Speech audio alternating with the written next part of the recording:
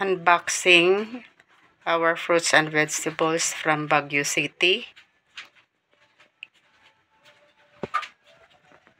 Broccoli.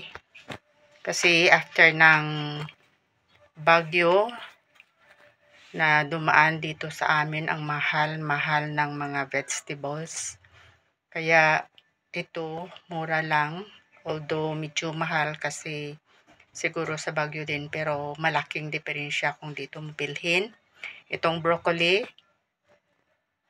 paborito ko to. Then, oranges. Ang laki. Tingnan nyo. Ang laki-laki, oh. Ang lalaki nila. Tapos yung kiwi, mahal din dito yan. Yung isang piraso noon, nabili ko is 50 pesos. And then, lunggan. Masarap na mga fruits yan.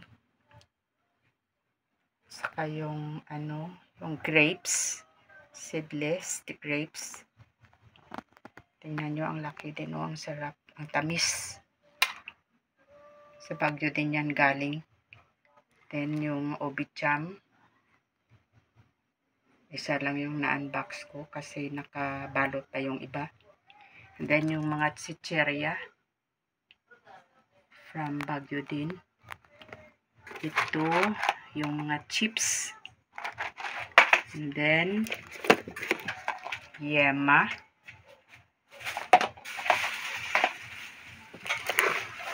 Ito, bali, sampalok at saka strawberry. Peanut brittle. Lengua di gato. Tapos ito sampalok. Peanut brittle din to. Ito, lengua di gato. Saka iba pa.